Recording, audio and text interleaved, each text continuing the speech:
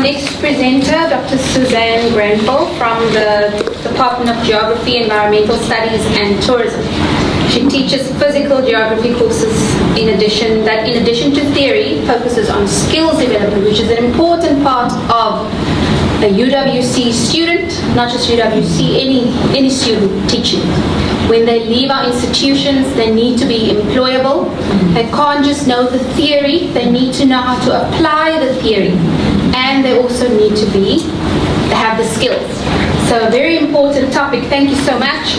Let's welcome our next speaker, Dr. Susan Grenfell, and the topic is digital storytelling, developing postgraduate communication skills.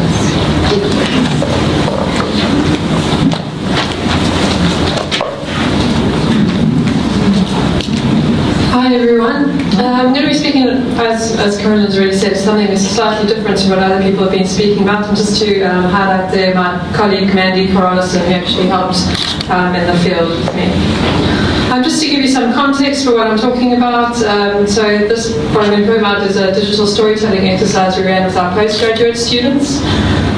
We have a fairly large honours intake. It's about 20 to 24 students a year, and our master's cohort is quite small. We've got about 35 students, and currently we have two rooms that the students actually work in most of the time. So we've got two computer labs, one for the honours students and then a second one for the master's and PhD students.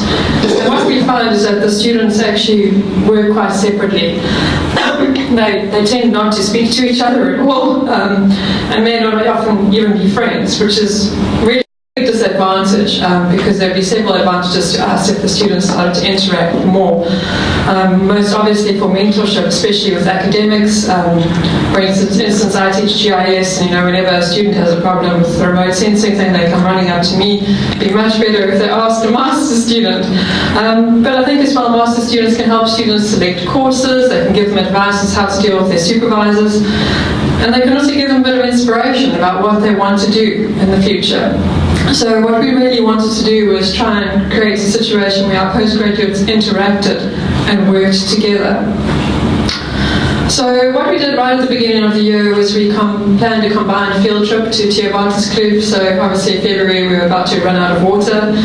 In the geography department that was quite an exciting thing, although bad. Okay. So we thought this would be a hot topic for our students to get involved in. So we made the field trip compulsory for all our honours students, and then we invited the master students to attend. We put out a Google form and they could just say whether they wanted to come or not. The idea was to get the interested master students to come, the ones that were going to be involved. So this is pretty much all the information we gave them. We called it a postgraduate induction event, and we said, okay, you're going to have to meet us at the buses.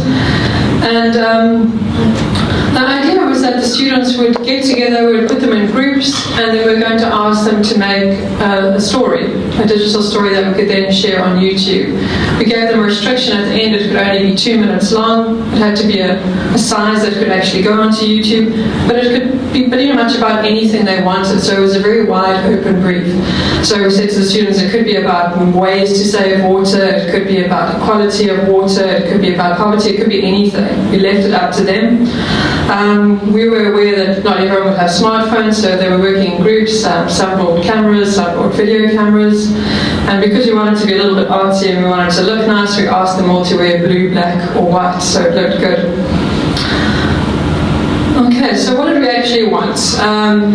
We wanted to create an environment for student mentorship so that all the students actually worked together, that they got to know each other, there was good camaraderie and interaction. And we wanted to develop communication skills. Because the students were going to be working within a group, they would have to communicate with each other, and then after that they would actually have to reformat those interactions to digital so they can actually display it using technology. In terms of graduate attributes as well as the communication skills, we wanted them to work effectively within a group, so show collaboration, and also there was an environmental awareness aspect about it because it was about the water crisis and day zero. Okay, so we all got on the bus, and what we did was on the bus, we actually selected the senior master students, and then we did a sort of number lottery where we allocated the honour students to a master student, so that the master student was the group leader. It's about an hour trip from campus to the Cliff Dam, going over from Franschhoek. So the students had that time on the bus to actually plan what should our video be about, how should we go about collecting the data, the stories, the images, should we do interviews, should we do stuff when we get back on campus. So they had that time to plan. So when we got there, students, obviously, it was completely new for them, so they took a while wandering around, and then eventually we started to see that they started to get into little groups, and you could see them actually doing little activities, some of them drawing in the sand, some actually doing interviews with each other. So after that, I found that the students, so they went into the field together, they collected their images, their videos, and then they had 1 week in which to make their video. And then the idea was after that week we were going to have a departmental seminar, and the students would actually show their videos, and we would then choose the best one, and we tried to get it onto the university website, which we managed to actually do. But I found quite amazingly the students worked very independently. I had very few questions, so in my very first email I gave them an idea of what software they could use, and I didn't really have anyone come and ask me anything more about it, which was wonderful, obviously, but I think it really indicates that they were postgrad students, so they were very used to digital technology, and also they were working in a group, so if you didn't know, your friends might, so I think that gave them the comfort to be able to learn. At the end of the week, the students uploaded their videos onto Google Drive, and there were 1 or 2 files that were about 700 megs, so I asked the students to re-export them, not in HDMI, but that was really the only technical glitch that we had. Okay, so I've just got 2 of the videos here for you so that you can have a see of what the students actually produced, and I thought it was really incredible. So some of them actually used their remote sensing in their videos. Okay, so I won't speak more, I'll just show the 2 of them. It's only 2 minutes each one.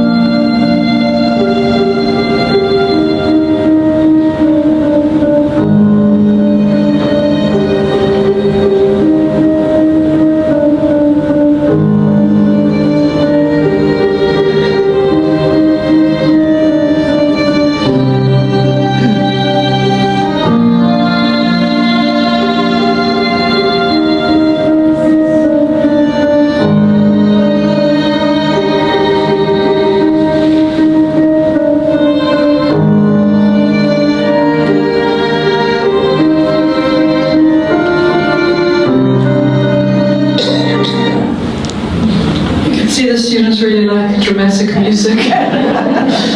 Very effective. Water is running out. Time is running out.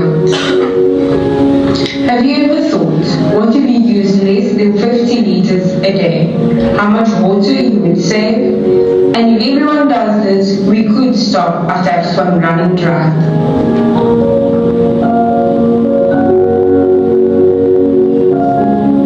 Clearly, that is not the case.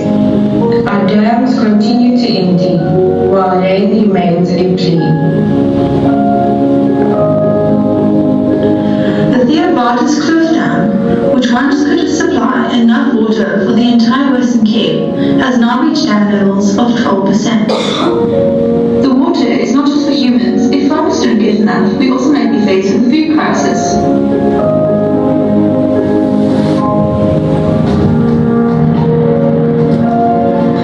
As an Earth surface dam, sediments collect over time, reducing its capacity each year.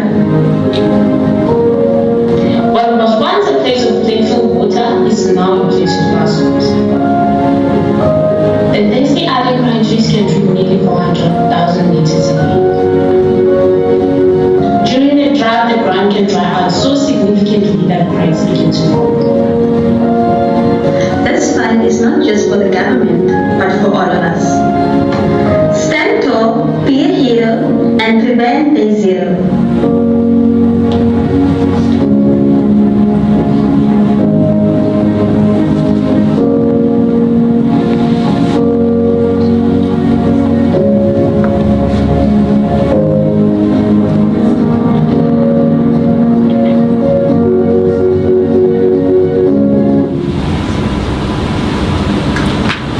So you can see just beautiful things that the students managed to put together in just under a week. So really very impressive. And what we found in the week after is that really there was a lot of excitement in the department. They're all working together on something. It wasn't for marks, but they were still doing it. And we found that the master students really interacted a lot with the honours students. So there was a lot of discussion about modules they should be taking, who they should work with as a supervisor.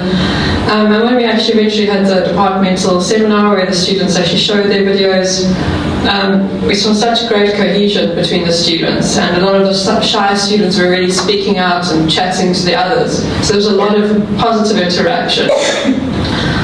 Speaking to many of the students afterwards, I found a lot of them spoke about how much they really enjoyed the technology and indicated that they wish they had been able to use it more in their undergrad studies.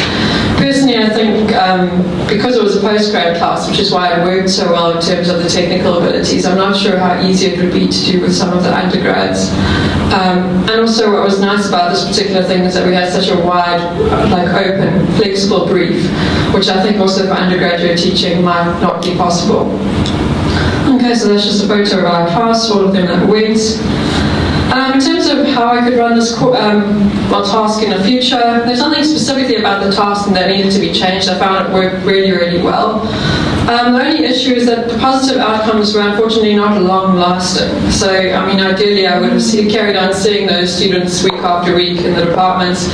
That's not really what happened. It definitely teetered off after midway through the first semester, unfortunately. So we need to find a way of maintaining that collaborative momentum, encouraging students to work on campus, to always attend class. So that is still a problem that we're struggling with. Essentially, basically what you call postgraduate apathy, I guess, not coming to campus.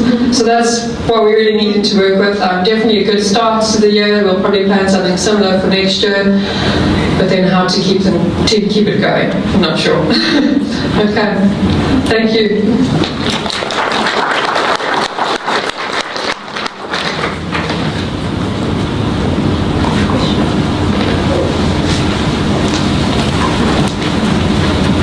I'm very encouraged by this. Our students, honours students, go on a camp at the beginning of the year. But with honours students, I'm not sure how many master students actually attend, although we do open it, but I don't think they really go. But to have them do some collaborative work like this, that's very interesting. Yeah, I think it works very well as well when you want to have something where the students interact, and you can force them to do that in a way that's productive. Yeah, I mean they do the these team building things. Yeah. But to actually produce something digitally as well. Yeah, and they love it actually. Yeah. They really enjoy it. Well done.